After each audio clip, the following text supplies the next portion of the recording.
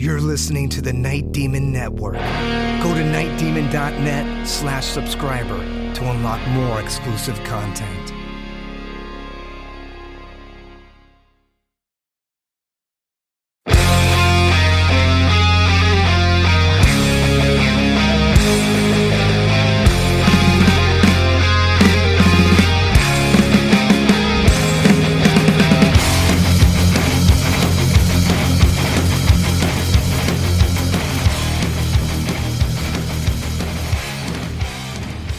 Hello and welcome to the Night Demon Heavy Metal Podcast.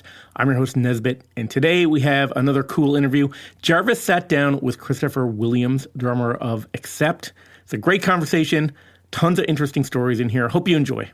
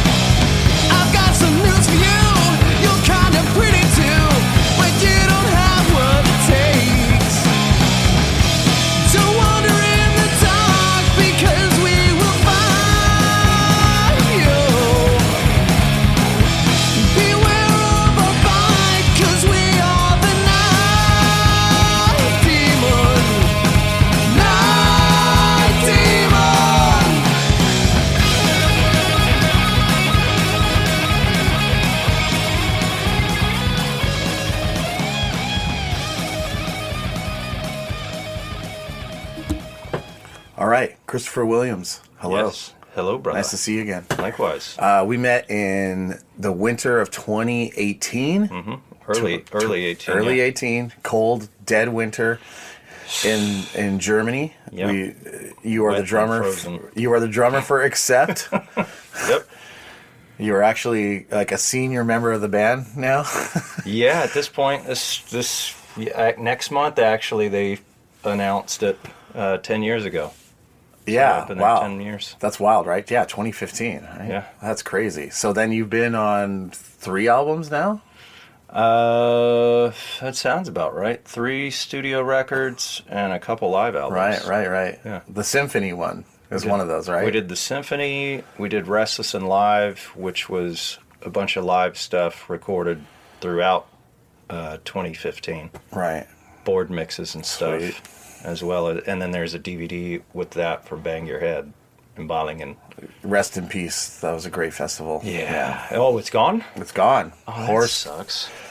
the organizer, passed away. Oh, yeah, man. he had cancer and had some issues, but yeah, it's gone. So, but those were good times. Do you know what? I think, yeah, we did see you there. We did play there. We're trying to figure out when the last time we saw each other. It's always one of those things, right? You know, it's like you would pass each other at a festival. Did I see you in LA last fall? No. Or was it No. Europe? I was on tour. Somewhere. I think we were in Europe somewhere. Oh, it may have Was been. it the end of the year? I can't remember. Because we did Summer Europe last year. Yeah. And then we did like mid-October. It must have to been December. summer. Because it felt like it was yesterday. I was trying to think about it. But that's how it goes, man. This Yeah. is when you're doing this kind of life. Like, Yep. time is just, it goes so quickly these days, right? Like, you know, thinking back, like back in the day when bands would put out an album a year, it still seemed like time went slower. Like that wasn't like, oh, you know, but now it's like, you've got fans like waiting for a new album, and sometimes you make them wait a few years, 3, 5 years. But Well, a lot of the times it's because you're traveling. right? You know, some of these bands, I mean, hell, Priest on the Firepower tour, I think they did 3 years on that. Right. I think it was 3 years. But see, the next album happened before you know it. Totally. You know, so that's the thing about time now. It's kind of like it will come. Yeah. Like, you're right. Well, it's always been that way, but you can't stop it, right? It will come. So, like, it's better to take your time and do everything you need to do to, do things right. Yeah. But so let's go back to the beginning. So Don't waste your time. Yeah. Embrace it. That's it. So, South Carolina. Yep. Well, originally north. Okay. And then south. North and then south. What's the difference between north and south? Night and day. Really? Crazy. The biggest thing is the red clay will destroy your sinuses for about 6 months. Okay. And then you're used to it. Right. In south. Okay. Yeah, I mean, so it was Greensboro North, which was a big city. Then Greenville South, which when we moved there was tiny city. And I think they had just opened the Michelin plant, and within a year or two after moving there, they got the BMW contract. Right. If my timeline's right. Now I'll go back and visit friends and stuff once every couple years, and I don't recognize it. Kind of like Nashville. Yeah. Anytime I leave the house. Yeah. So you don't recognize it in a way like it's like the industry there really brought that town up? Or? Oh, yeah. Okay. Oh, yeah. But when you were growing up there, it was just the industry part of it, not the gentrification part of it. Well, when I moved there, it was like the tail end of a lot of the textile factories. Mm-hmm. And downtown was this tiny, quaint little thing, and street parking on the angle. Right. It looked like one of these, movies you watch. Sure. Where the downtown has like 2 stoplights. Right. And we probably had 3. Right. So it's not that different. But there was always this arts culture, and that was really cool. And then that started growing and growing and bringing in bigger acts and stuff to the hockey arena. Meanwhile, like I said, you've got automotive industry that starts coming up and building and expanding the city outward. And so, I mean, it's weird, though. You'll see, just like, I guess, anybody that, leaves home and then goes back to visit some other time, you see that, like, this building that once was just bustling is now just dead and rotting away. Right. Or it's become a Dave and Buster's or something. Yeah, totally. It's like, but that's life, I guess. Yeah, I think about that stuff too, because we have like a very large warehouse that we've had for a long time in California, and we built a studio there, and we've got like Neil Young's guys in there now too, and rad. We've got like, it's our home, and there's so much history there, and there's so much like creation that's happened there. But then sometimes I just look at like just the ceiling of the building and go, what was this? Mm-hmm. Do you know what I mean? Like, What was this? Like, and there's like a boot print on the ceiling that I'm like, this place was built like in the early 70s. I'm like, that's like some guy's boot, right? Yeah. Like, what was this? And what will this be when we're gone, right? Somebody was messing around one day. Right. But what will this be when we're gone? Yeah. Do you know what I mean? So it's really interesting how that is. Obviously, everything changes in your life experiences because, you can move to, you could be new to a town and it's like amazing to you, and you'll meet locals that have like been born and raised there, and they're just like, yeah, this town lost its luster. But you can look at something and go, wow, this is like a really cool, a new vibe for me, right? Well, that's exactly how it was for me when I moved to Nashville in 2008 versus now. Sure. When I go down to, I consider myself a local. I've been here almost 20 years. But you technically you are a transplant. I am, yeah. It's like, the locals born and raised that are also musicians, that's finding a unicorn. Right, okay, no, I get it. I know Jeremy Asbrock's from here. Outside of that, I can't think of anybody else off the top of my head. But so we'll get there. So you're in South Carolina. These are like your formative years, right? Mm-hmm. So you're lucky to have an arts culture, especially in that area of the country around that time, right? You know? Especially with a lot of big industry there, because usually, it's like you could end up with the Priest or Sabbath story where it's just a steel town, and it's like your future is you go to work at that factory. I mean, that's what everybody does, right? But so having an arts culture is really helpful because, especially when you're young, it expands your consciousness about things. Mm-hmm. It makes you try a bunch of different stuff, right? But so you're playing drums first, right? Is this your first instrument, right? This was my, in the womb kicking along with records like my mom knew. Right. And song would stop, I would stop. Right. That thing, and then of course the pots and pans. But of course, right. That was it for me. I mean, you know, like you want to do other stuff like every kid, like, oh, I want to be a firefighter so I can drive the truck or whatever. But it was like, yeah, I wanted to drive the 18-wheeler to the shows hauling my drums, you know. But it was always music. Always. I feel like most people, whether they want to admit it or not, most rock guys always wanted the drums first. Like, unless you saw like Eddie Van Halen, you know what I mean? Like, there's something like primal about a young man and banging on shit, right? Very like, primitive instrument. Right. And it's just something you feel like the power behind it immediately, and you just want to do, you know, I started out on drums too, you know, but the thing is, see, the only people that actually become actual drummers are people that their parents, well, no, it's that their parents are insane. Their parents are insane. You know what I mean? It's people that have parents that actually will make the commitment to like getting them a kit. Yep. And you know, because there's a lot of pieces involved in a drum kit, and they're not cheap, and when they are, they suck, you know. Yep. Like, and just having the space for them to do it, it's like, this is going to be years of chaos. Like, it's like nobody sits behind the drum kit and is just like Buddy Rich, you know what I mean? Nope. So, and even if you are, it's still bombastic and abrasive, and you know what I mean? And you're going to have to deal, it's not just your patients in your own house, it's the patients of your neighbors and everybody around you. And then it's like, if the kid's got a gig, you know, who's hauling the drum kit around? Like, they don't drive, you know, and all this stuff, right? Yep. So went through all of that. Right? Fitting an oversized, you know, I mean, it was 5-piece kit, but at one point it became 7, and hauling it around in my mom's little Mazda 4-door, where we'd have to take the front bass drum head off and stick the floor tom in there. Like a Russian doll. Yeah. Right? Yeah. And then try and push the seats up far enough to wedge the bass drum in the back, and then put the other stuff in the trunk. It was nuts, but it was all of that. Right. It was my first paying gig, because you talk about the neighbors. I think it was my first paying gig.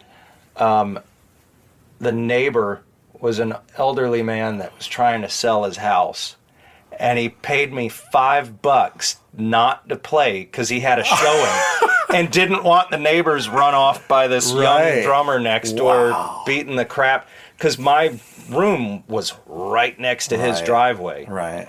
And it was super close. So your first paying gig was not to play. Was not to play. That's amazing, dude. I mean, usually it's pay to play you start doing, right? And that's crazy. $5. That's amazing. Don't play for an hour. Amazing.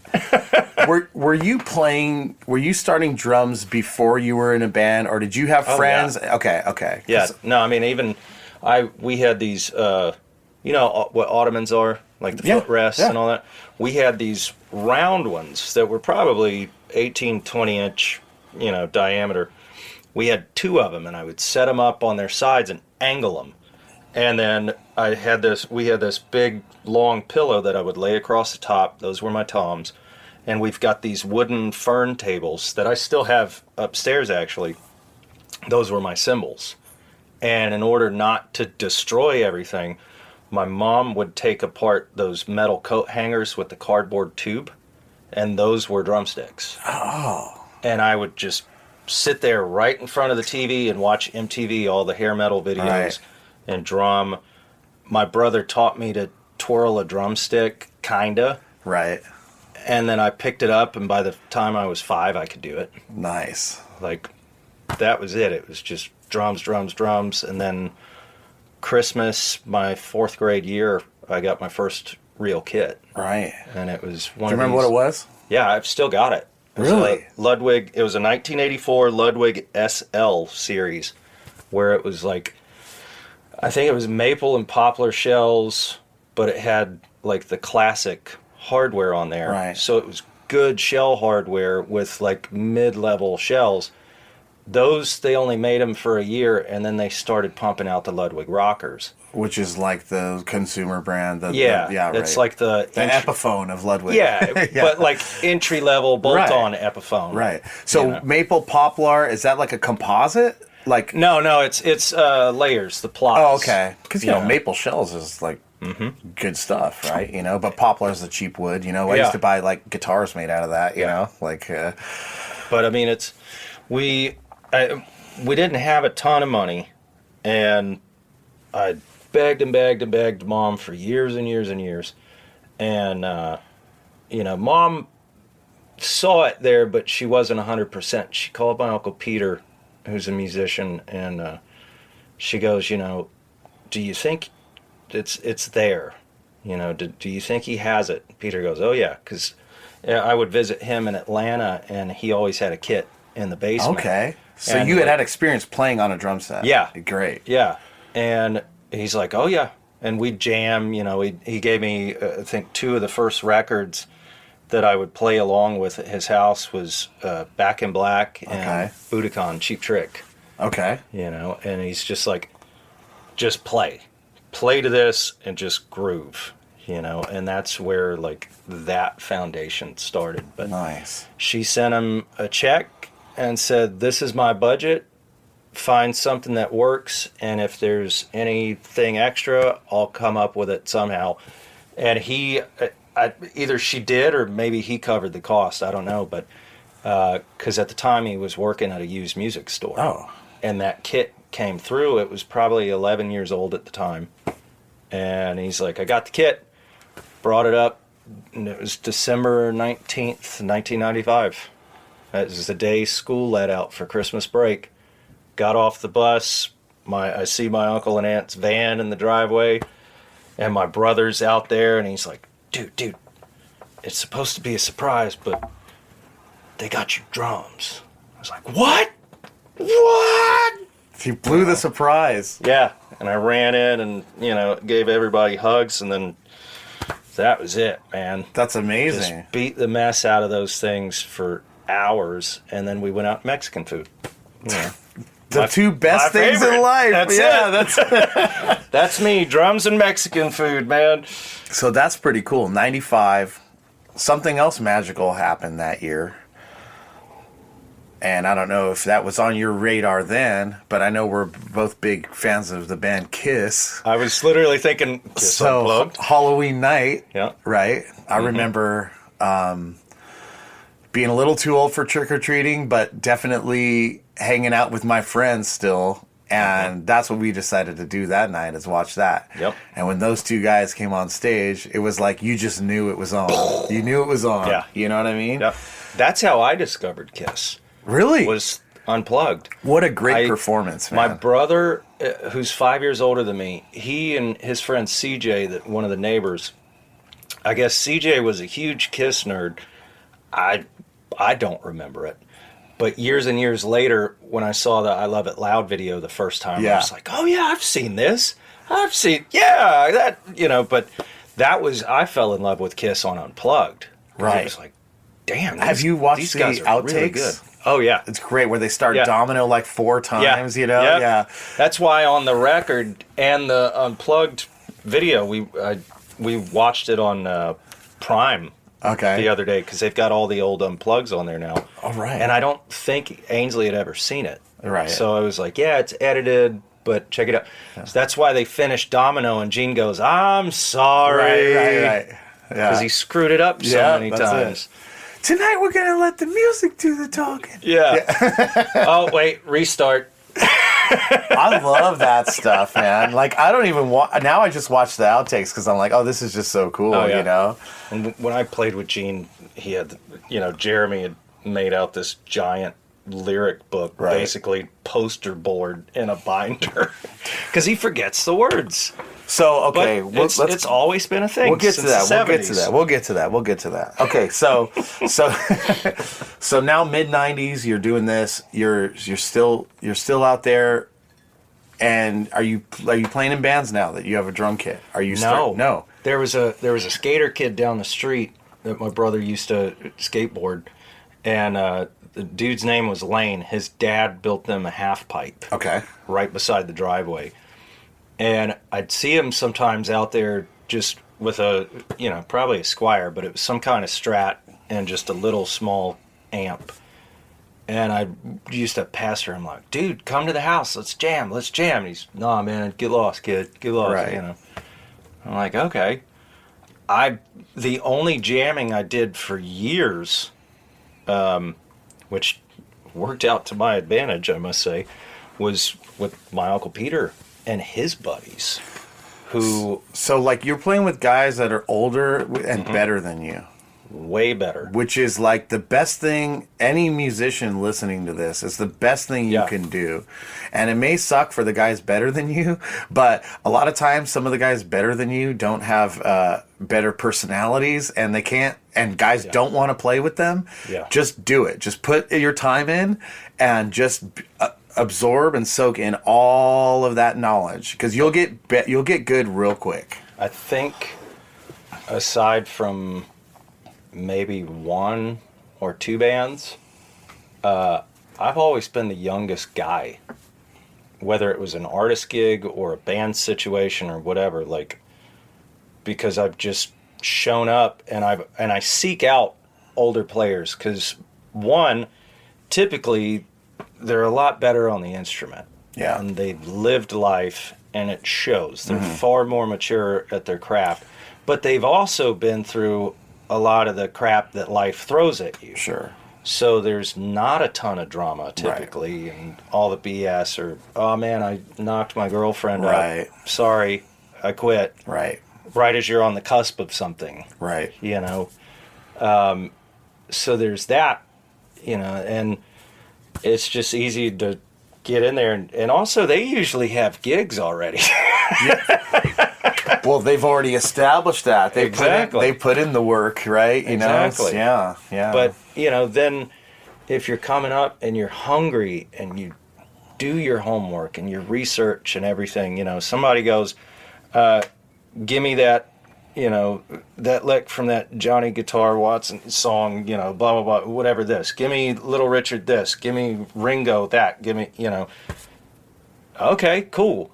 As opposed to going, well, damn, I got some homework to do. Yeah. Which we all end up there at some point anyway, sure. where you go, I can't remember that one. Describe it to me. Right. Okay, cool, got it. Boom, off to the races. But it always was just a lot easier to fall in with that group of people that were already working and wanting to work, as opposed to, no offense, because we've all been there, but some dude that just wanted to sit around and get stoned in his mom's basement. Yeah. And you're trying to become a career musician, and they just kind of want to hang out and play a few chords. Right. Which is cool. Nothing wrong with that. I mean, there's, if you've got drive beyond that, right, that doesn't last long. Yeah, I mean, the life of an artist is designed to be a struggle, Hobbies are fun. Yeah. But you have to be real about what that is, and you have to draw that line. And I think a lot of people, I hate when I hear career musicians say, well, I stopped doing this band because it wasn't fun anymore. And it's like, dude, it's not always it's not supposed to be that way. It's about perseverance and like pride and satisfaction and work. You know what I mean? Like just constantly pushing that envelope, Obviously it shouldn't be like completely unenjoyable, and it shouldn't be detrimental, but like I think it's just we have so many comforts today in society, and I think people are just they want that so much. But there's two kinds of pain, right? There's the pain of flexing that muscle and working it out and getting to be a champion, and then there's the pain of being comfortable and sitting around and having to pay for it later in ways that you never thought you would have to. And looking back and going, damn, dude, if I had only just returned that one phone call. Exactly. That was your shot. Right. Yeah. And so, speaking along those lines, so you eventually come out to Nashville, right? I mean, if I'm skipping over anything that's integral Well, it was formative years, and the best thing that ever happened to me in those formative years musically was I had a Spanish teacher that was telling me about this fine arts school outside of high school. And the deal was you went there for half the day, you went to your regular academics for half a day. And I'm thinking it's this Juilliard type setup and hoity-toity. Right. And I wasn't into that. Man, the first Slipknot had just come out a year before. Right, you want to be Joy Jordison. I'm that kid. Yeah, you don't want to be in an orchestra hitting a drum every 5 bars. No, because right? I've done that. Yeah. I did that in middle school Right. and was doing that in a high school orchestra. And, I was that young kid full of piss and vinegar and Chop City, man. Let's go. Let's Right. get it. And then I don't know why. Maybe it was just persistence or what. I have no idea, but finally set up an audition and went in, and some words that have stuck with me forever, but it's true, and I didn't understand it at the time because I was that hotshot drummer that knew everything. I go in to do this audition, I meet the teacher, we've got a set of like 6 rototoms or 7 in the car or something, cowbell, double bass pedal, china cymbal, like all the stuff. I'm going to go in and show this guy what I can do. I'm going to show him my stuff. We walk in and there's 2 kits facing each other where there's a bass drum, a snare drum, a hi-hat, maybe a ride cymbal. I think there was a ride. And it was just bass drum to bass drum, right there. And he's like, okay, cool. Play something for me. And I just start wailing, going off. Whoa, whoa, whoa, whoa, whoa, whoa, whoa. Hold on. Play to the room. So, okay, I'm in the room, but whatever. Same thing. This goes on 2-3 times.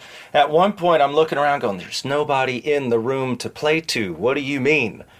And he goes, play to the room. You're not in a massive arena. You're in a little small room, and there's one person in front of you. Let's have a musical conversation.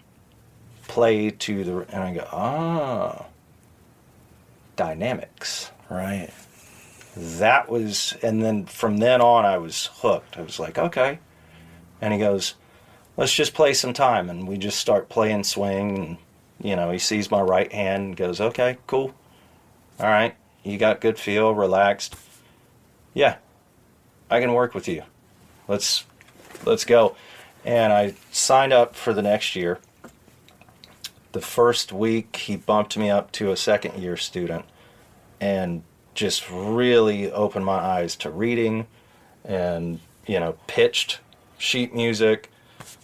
At one point started studying timpani, and I became all-county timpanist through one of those competitions that, they did, and orchestra, and got in the jazz ensemble. We would go out and play corporate gigs as high schoolers, making $400 or $500 a night, going out 2-3 nights a week, representing the school in suit and tie. And here I show up with this zebra stripe fur covered drum set, playing real book standards, but it was great. And that all came back into the rock and roll drumming and the metal drumming in one way or another. Sure. Whether it was touch, dynamic feel, timpani, the way you strike the drum, knowing that the deadest spot on a drum is actually the center of the drum. Right. So if you look on my snare drum, the mark from center is just slightly above and to the right, just outside of center, because it cracks, but it sustains the drum, and if you need to change it, you can play multi-surfaces. Pulling sound out of the toms rather than throwing your stick into them.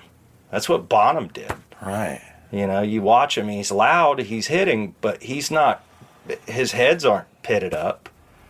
Are you hitting rim shots on the snare on every hit? If you're playing rock? All the time. Right.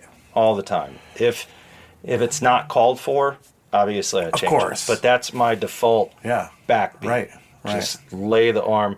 Right. And I've gotten a lot of complaints about that from engineers over the years, but it's just, that's how my hand falls. Right. You know, but then I've gone into studios and those guys love it. Right. Because it's consistent and they don't have to do work right. on the faders while we're tracking. And with the timpanis, are you using mallets for that? Mm-hmm. Yeah. All different kinds of textures and materials, and whether it be solid wood balls all the way down to, he said balls, all the way to like super, super soft cotton. Yeah. And you kind of like, I tell this to a lot of guitar players too. I mean, it's like, pay more attention to the things that you never do, like the material of the pick, the weight of the pick, the strings, the alloy of the metal, the speakers, the actual speakers, you know? And just like drums, it's like, you know, when you talk about heads, you talk about coated heads, clear heads, how many ply,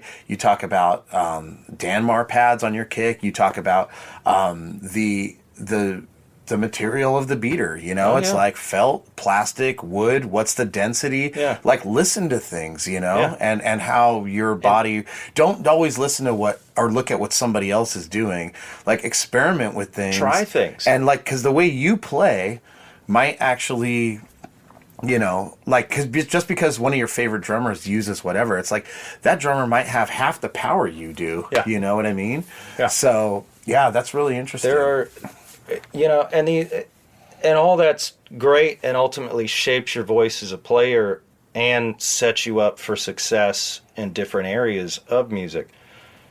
At some point, hopefully, everybody finds their own voice too, so that when you sit in on an instrument, whether it's yours or a house kit, or Billy Gibbons just picks up a random guitar through a random amp. It sounds like Billy Gibbons, yeah. because it's there. Yeah. And which is really interesting, because a guy like him, for example, his musical instruments are so, I mean, he plays the lightest gauge strings, all his guitars are hollowed out, he uses a freaking quarter or whatever to play.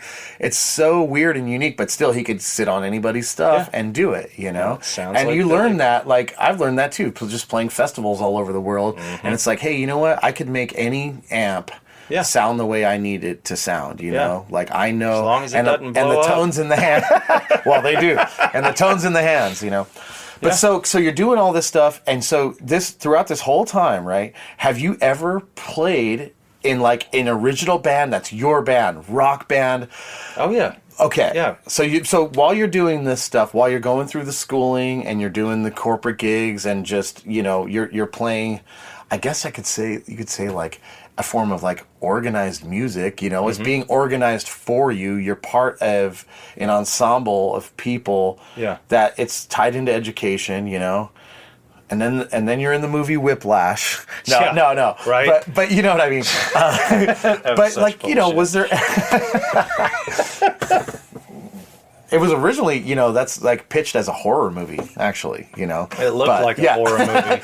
But anyway, so is there a side point in here, or while this is happening, that you're in high school, you've got some best buddies, and you guys are going to be like in the rock band that's going to take over the world? A couple times. Okay. Well, no. We had, and that's valid. There was one in 6th grade in middle school. What was the name of that band? Bleach. Okay. Like Nirvana. Like Nirvana, Bleach, yeah. I've find them randomly. I still have a bunch of guitar picks where I took a pen and wrote out Custom, the logo on there, so we had our own picks. Nice. But yeah, that was, I remember, that was just playing covers. It was kids that had just gotten guitars for Christmas that year, and this is springtime. We would, you know, arrange with our parents and with the band teacher to stay after school, and there was a drum kit in the band room at middle school. Perfect. So we just jam horrendous, god-awful versions of whatever, but then we're like, we need to write some stuff, and you start with dinky riffs, and then, you know. But that's how it starts, you know? Like, I still have a recording of the first song I ever wrote with my first band, and, like, it's terrible, but, like, I remember it. That's how it starts. And, you know, we started the same way. It was like we were friends in school, one guy got a guitar, and it's like, okay, let's, like, the next guy, you know, we need this instrument, so you get a bass, and now you're a bass player. And we played it within 6 months. We played it to the talent show. Yeah, that was the first gig. You know what I mean? And you play a cover. Yeah, and then either guys stick with it or they fall off. You know what I mean? Right. That's kind of what happened there. But then some of us would still jam together from time to time and record, you know, the boombox with the built-in microphone. That's that exactly thing. what my first song is taped on, yeah. And then, you know, high school came around and met a handful of, you know, because you know how it is on the scene. Everybody knows who the players are. Yeah, and it's like, that guy's an asshole, but he can play great. I've been through it, man. Let's see if this works. Yeah. And it's like you end up doing some gigs with that person on the side, but then you go, these are the cool dudes that are also killer.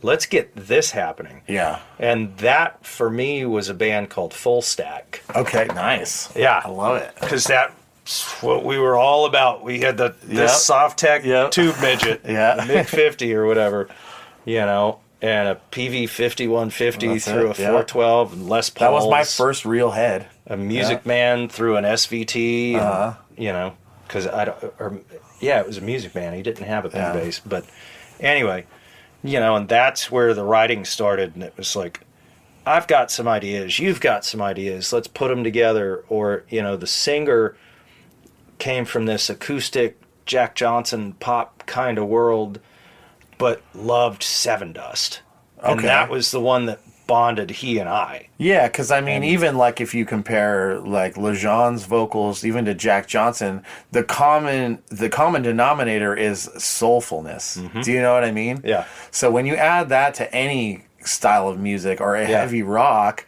you're gonna get some more emotion out of it, and then chicks start coming to your shows. Yeah, they did. Which is hard. But I mean, we would sit around, he and I, and we'd just drop tune acoustics and play Angel Sun on loop. Nice. Just he and I just playing guitars, and, you know, or he'd bring in a song to us, you know, and we'd jam around with it, and then I'd kind of go, well, let's put that there and do this and do that X amount of times. These words are cool, let's change these lyrics to this, because what's the song really about? Okay, well, instead of using that line or this continued word, let's move it here with a deeper meaning. And that was kind of me in that band. That's pretty cool, because a lot of times, younger musicians especially, you're so focused on your own instrument, and like there's not a lot of cohesive like group think when you're that age normally. It's usually just like, I need to hear myself, I want to make sure that I have the right gear, and like, you know, I don't care what the other guys even look like. Yeah. You know what I mean? No, really, you know? No, it's a thing. Yeah, and so that's really cool. That's like, I think, very mature. But for me, too, it was to be thinking about the songwriting. It was realizing, like, okay, I'm not great at guitar, still not, but I can make my way around and play, which is super fairly decent rhythm, which is super valuable, you know, because because Big drummers time. are not musicians. Well, No, but just being able to communicate and have a musical language. Oh yeah, it's so valuable. I'm a closet guitar geek, geek, and that comes from growing up, you know, idolizing my uncle, right, Peter Stroud, like, on the pedestal, and he always had guitars around when I'd go visit, so I played more guitar at his house than drums, pick up bass, but my role, it like something clicked within that band of, okay, I'm hearing this, but on the instrument that you're playing, I don't really know how to get that across, but I'm willing to sit down and try and figure it out on guitar together and find a similar voicing that maybe you can understand what I'm trying to say. Because I know full well, drums are rhythm. Right. That's groove. You know, unless you're Terry Bozzio or one of those guys, you're not really playing melodies on drums unless you're following an existing melody line, maybe with your cymbal parts or with a tom fill or something, emphasizing the melody that way. But at the core of it, it's just rhythm and groove. So realizing that and going, okay, well, I can't get that across on this instrument. So let's try and work it out this way. Hand me that bass, because I don't know many chords, but I can play you what I'm hearing melodically in my head that way, you know? And that's how it always went from then on until you start learning chord shapes. Yeah, and right, voicings right. But sometimes, you know, the ignorance and the innocence of it is like that's where innovation happens, you know. The less you know, sometimes it's like, because all you can do is try, you know. Play dumb. That's it. You know. So then, okay, so you moved to Nashville. How old are you now when this happens? 20. I just turned 22. Okay, so you're now. Are you moving here for any specific reason? Are you taking anything with you, or is it just a fresh start here? Well, it was the next step, the next chapter, if you will, and it was going to be New York, L.A., or Nashville. Right. I looked at Atlanta because, you know, my uncle was there, but there wasn't a ton of music happening aside from hip hop. And Right. for me Hip hop's being a pretty rocker, big. Yeah. you know, there wasn't a massive rock scene like there had been. And a lot of when I was Atlanta growing up. rock guys actually did move to Nashville. You know, guys like Butch Walker and Pat Buchanan and Adam Nitty and all those dudes. Absolutely, yeah. But yeah, so I was looking for something, and I had loved visiting LA because I used to do Winter NAMM all the time in Anaheim, which is a different beast. But the price at the time for a 22-year-old kid was astounding. Of course. And being on the other side of the country, you know, had some friends and family out there, but musician-wise, the only people I really knew were drummers. And let's be honest, Yeah. you're not giving up your gig to help your buddy. Right, right. Especially when everybody's struggling to climb that ladder. Right. Nashville was 6-7 hours from home, maybe. So far enough that you had to push yourself not to go home with your tail between your legs, but close enough to visit on the holidays. Right. So it's like you're not doing the crushed Hollywood dream, you know, where that makes sense. And there were also guitar players here. Tons. Yeah. Like I said, I'm a guitar guy. I'm a drummer. Yeah. Huge drum nerd. Yeah. I'm a guitar guy. All right. That's when I'm playing in a band, I'm supporting the singer first and foremost, and then I'm following the guitar. Okay. Like we're gonna jam and bounce off of each other. Yeah. No offense to bass players. You know, don't look but at me, dude. That's a secondary. That was a necessity for me. Okay, I'm the fucking front man, dude. Are you kidding me? And a rare one. Yeah, Frontman bass player. and I'm good at you it. play and a I don't, V. yeah, so, and I know. don't play it like a fucking bass player, dude. Okay, come on, man. Well, depending on the gig, I should say. Yeah, A lot of gigs you just have to lay in with I the know. basses. But, I know. But yeah, and you know, I talked to Peter, and he's like, "Oh, you." So-and-so lives there. He hadn't seen you since you were a kid. So like, Uncle really? Peter's And, coming in again with the connections here. yeah, and nothing was handed to me by any means. No, of course, but I mean, But it was- No, I'm not saying it's like a nepotism, It but like was- as a mentor, you know, it's totally. like he's still at this point in your life, you know, just kind of like at least just stepping in with, you know, like somebody like that in your life can just say one thing to you, and it just gives you the confidence. Yeah. You know what I mean? He has changed my life in so many ways. Yeah. But it was the kind of thing of, well, when you get to town, call this person, Right. and they That's can, so classic. and not just, you know, they're going to give you a gig. It was Pat Buchanan was one of the first people that I called once I got settled, and it was, you know, hey dude, welcome to town. Do you need a couch to crash on? It's like, no thanks, I'm good. And he's like, well man, you know, old farts like me, blah blah blah blah blah, but these are the neighborhoods you want to go hang out to meet people. Just go out, listen to music. That's your job when you're not working. Right. Just go out, meet people. And over the next couple months, Pat's like, hey, here's this guy, Danny Rader. Call him. He's in with the drummers that are up and coming, and again, a guitar player. Right. And he gives me Rich Redmond's number, who was coming up with Jason Aldean. And Rich is, yeah, man, go to Fork's Drum Closet, meet other drummers. And I'm like, drummers are cool, great, but they're not hiring me. Where do the guitar players hang out? Yeah. Oh, well, there's this section of town called Midtown, and there's a bunch of places over there. Go hang out there. Go to East Nashville to 5 Points. That's kind of like singer-songwriter area.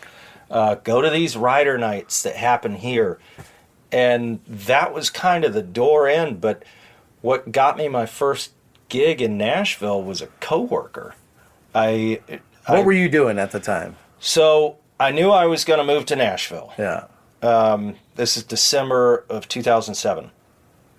January 2008, my flight's booked for Winter NAMM. I'm going out to work with Tone Pros, guitar hardware, And I see this, of all places, Craigslist ad for Nashville.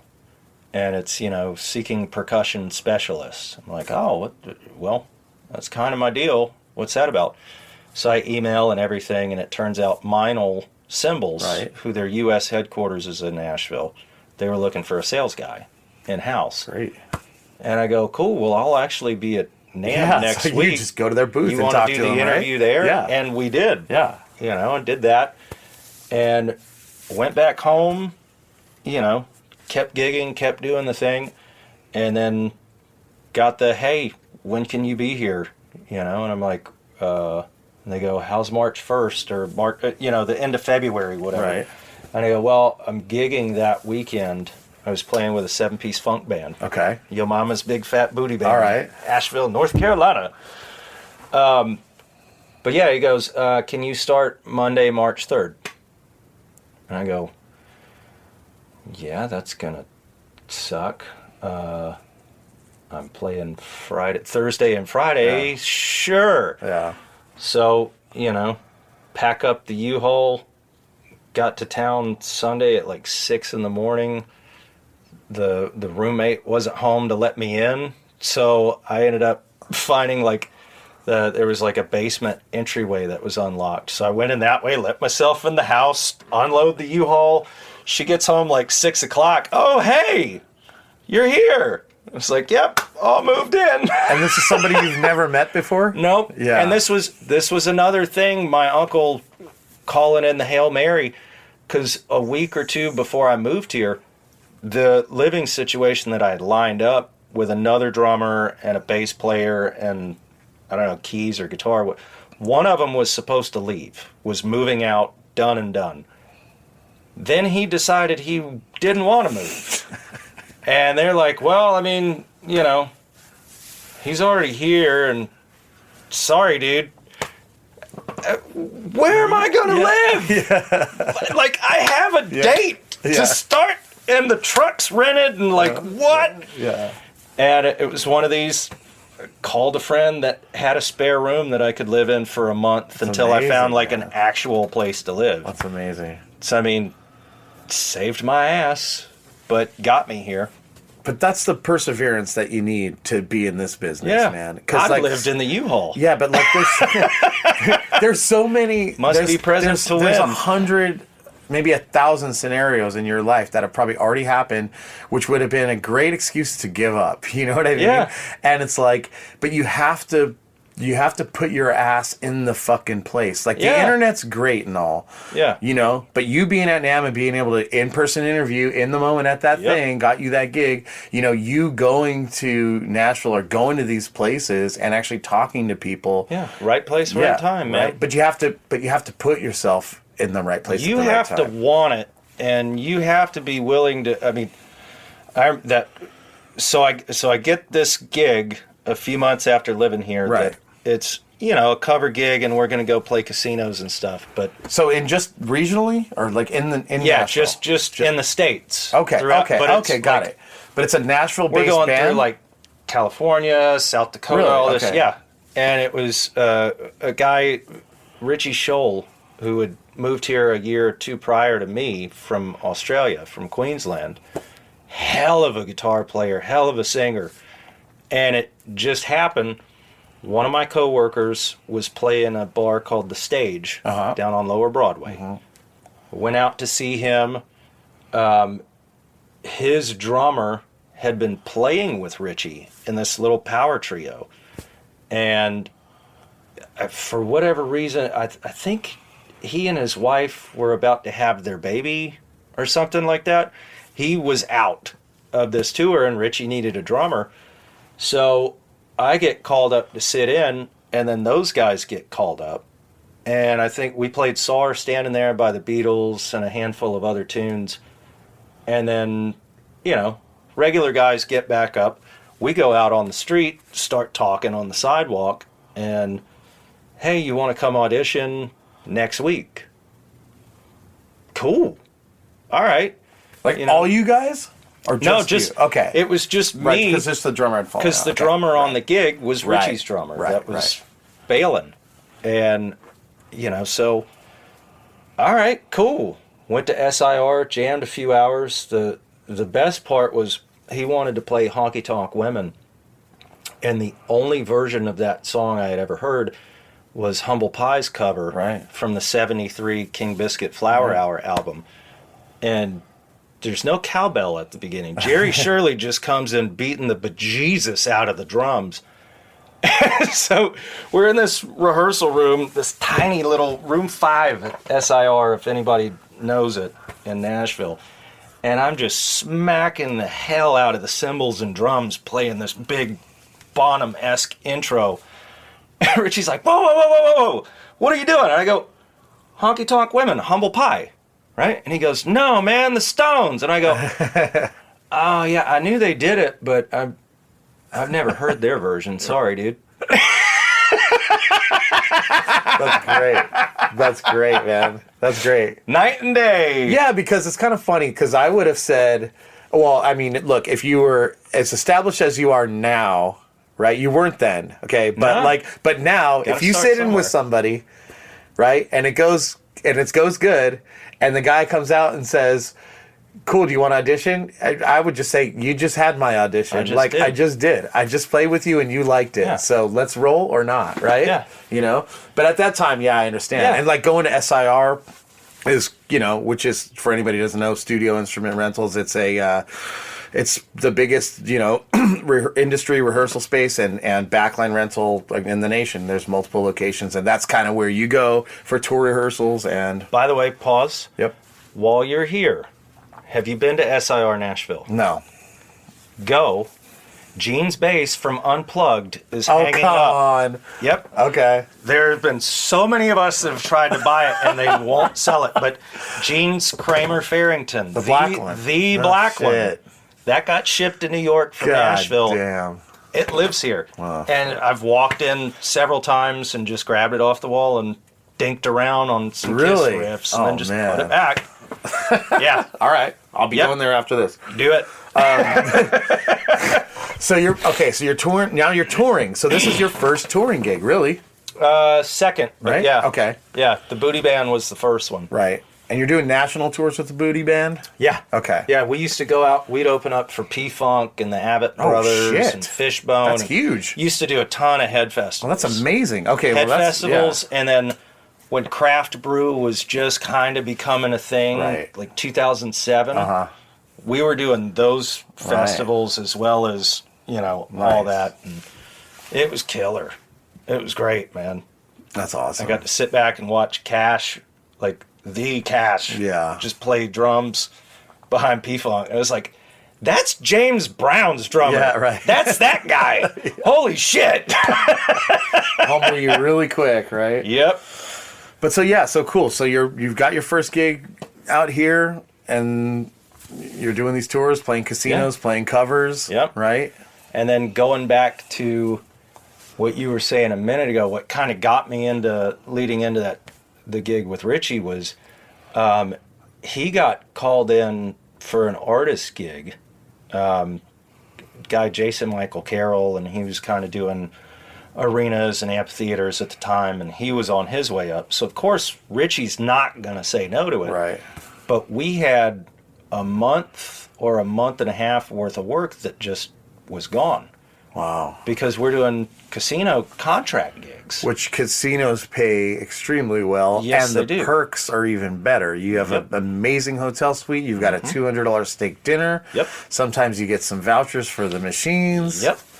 And, you know, he's not going to say no to the opportunity because he's the sole provider on his visa for his family, his wife and two girls. Of course. So we knew that. But the problem with this being corporate contract gig, you can't sub out the guy whose name is on the marquee with somebody else. Sure. So there I am for a month eating ramen noodles and Jack in the Box tacos, two for $1. So completely Like, living on unplanned. that. Completely unplanned. Just selling off gear. Like Before doing Night what you gotta Demon, I do. used to do sideman stuff, and I did some country stuff, and like I had this one gig where like I was getting paid rehearsals, and they were great, and like 2-3 times a week, and then the gigs paid really well, and at one point I was like, okay, I'm gonna scale back on these other things, and then the bottom just completely fell out of it. That happens. Yeah. Part of being a side guy. And Bruce Kulick had something to do with it. I won't get into that, but no, I love Bruce. I love Bruce. I love Bruce. It had nothing. It wasn't a personal thing. Yeah. Anyway, Bruce, Kulick. so anyway, okay. So you're so bottom falls out of that. Yep. You get the harsh reality. Yep. And you're like now you're hustling again. Yep, hustling, and then that turned into this, we'll say, college band type of thing. Still covers, but we're going out. We're playing Ladies' Night at the Blue Rooster down in Murfreesboro, where it's like 50-cent drafts and stuff, and you know you're playing Sublime, and They Might Be Giants. They Might Be Giants? Yeah, That's a bar band? yeah. That's weird. No, I love I'm it. saying, I love it. I'm saying like the band was like we were playing those covers. Yeah, I know, but Yeah, I'm just yeah. saying, like, whatever. That's a very eclectic Yeah. band. I mean, I loved them back And in the day. But Screaming Trees. Nice, And nice. So not you even know. top 40, just no, yeah, just like 90s Yeah, college right, radio. right. But in 2009 at this point. that's yeah. And then in the spring, because the previous year during Sturgis, I had met this artist named Jasmine Kane that does like biker rallies and, Right. and hard rock and metal, and that was her thing. And, you know, she needed a drummer, and I needed a gig. So we ran for a year, and then I left to do other stuff. And then I think that following summer, like, and everything's stacking up. So it's, Right. now I know this singer-songwriter, you know, Missy Johnson, now Missy McQuarrie, and we're in the studio doing her music, and we're going out and doing her original gigs. But then I'm over here with this rock band that's going and playing covers, and then I'm with this band that's doing like R&B, and then this thing, you know. Are you just doing kinda any? bouncing Are you around. doing any studio work? Well, with Missy I was, Okay, but not consistent. But not okay. No. Okay, because that's one of the, you know, I think maybe, and you can just correct me on this. I don't know if it's a misconception or not, but so Nashville, as much as there is a thriving live music scene, I mean, more so than any other big cities, because if you'll see, most live music venues have just turned into dance clubs. Like, we're going back to the disco era in a way, right? Like, Yeah. live music is pretty dead. Yeah. But you could still go down here on Broadway, and every single club, every single window, you will see that a drummer's back. Mm-hmm. You know? Yeah, Because they will. and the thing is, there's 3 or 4 windows tall of Right. that. It's at like the every red block. light district for drummers' backs. Yeah, pretty much. There was the guy that fell out of the window like 7-8 years Serious? ago. Oh yeah. Oh my God. I think he was playing at Layla's or maybe it was Second Fiddle. It was a drop. And That's why you need the like, backrest. yeah, exactly. I guess like the back foot of his seat, you know, because his tripod, I guess maybe Good that fell off, Lord. and he just went straight through the glass and landed on his back on the sidewalk. Good God. And somebody got it on film, of all things. So that was like, before viral was a term, it Yeah. was everywhere. All right, we'll have to find that, put that up in the Like, subscribers section. That poor here guy has on the been 19 playing that podcast. gig every Tuesday for years, and then that happens. Oh my god, Man. So yeah, you never know how you're gonna get famous, right? It's gonna be, yeah. Well, that's it for this week and part 1 of the Christopher Williams interview. We'll pick it up next week with more talk of his career in music and his time joining Accept. As always, be sure to check out nightdemon.net for info on everything Night Demon. If you're a subscriber, you can check out the videos of that drummer falling through the window and landing in the street in Nashville. 2 different camera angles. So there's all kinds of bonus content for subscribers in the subscriber section on nightdemon.net. Check out the website on info on how you can become a subscriber. Until next week, this is Nesbitt signing off.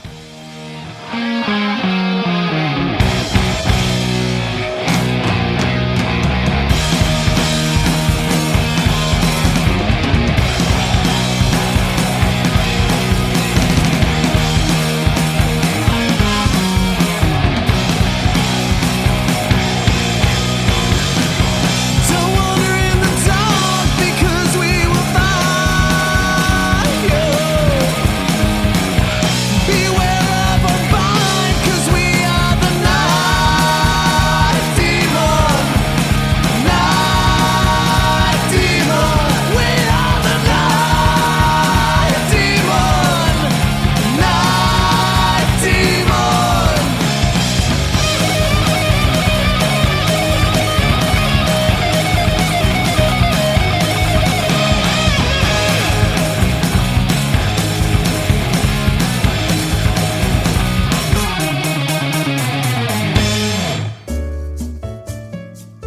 Thanks for listening to the Night Demon Heavy Metal Podcast. Head over to nightdemon.net, click on the subscriber tab, and sign up to access exclusive weekly bonus content. If you would like to donate to support the Night Demon Heavy Metal Podcast, you can do so through PayPal at paypal.me/nightdemonmetal. Additionally, if you have not already done so, please subscribe, like, rate, and review the show on iTunes or wherever you listen to podcasts.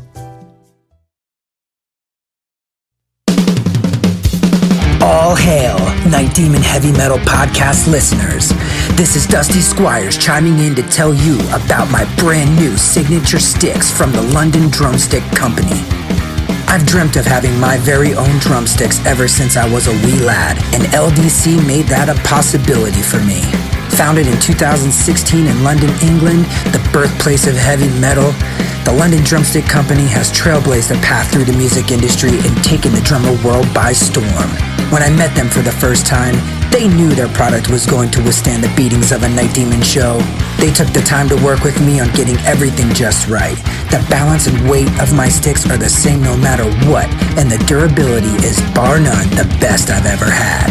I know my sticks will last through the set night after night. I'm truly honored to work with a company that caters to their players the way LDC does. Their innovation and attention to detail is what separates them from the rest of the stick makers out there. Their custom stick sleeves are unbelievable and really make the entire presentation complete.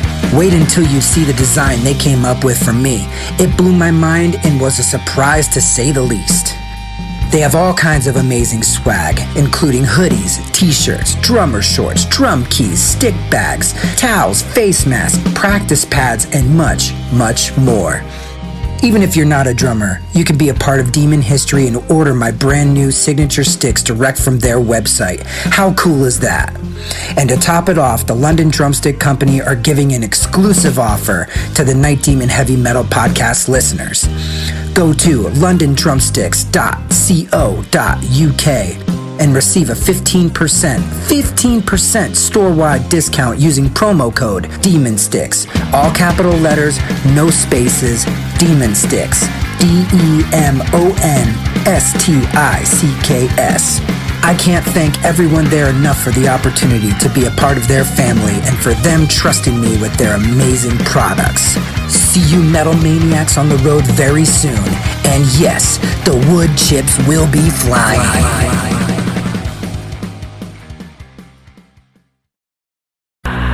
Greetings, boils and ghouls. This is your comrade, the Crypt Keeper here, reporting dead from the sanctuary of the strange.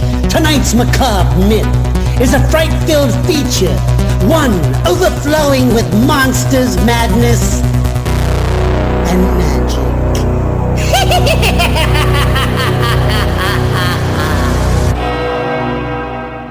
Visit our website at monstersmadnessandmagic.com to stay up to date on all the dark dealings within the sanctuary of the strange. Enjoy the show. Hey Metalheads, I'm Mark and I host the Metal Forge. Let me tell you about the show. The Metal Forge features the best underground metal from all over the world. We spend every week with a different artist with interviews, in-depth conversations, and most of all, the music. We also feature audience interactivity where you can submit your questions to the upcoming guests. New episodes are out every Friday at noon Eastern Time at metalforgeradio.com or wherever you listen to your podcasts.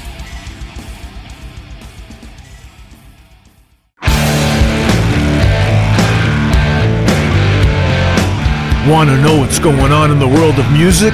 Then tune in to the Nothing Shocking Podcast, a non-genre based, all-ages friendly rock and roll program. Join us weekly for interviews with all your favorite rock stars from the mainstream to the underground. You can find us at nothingshocking.libsyn.com or anywhere you download podcasts.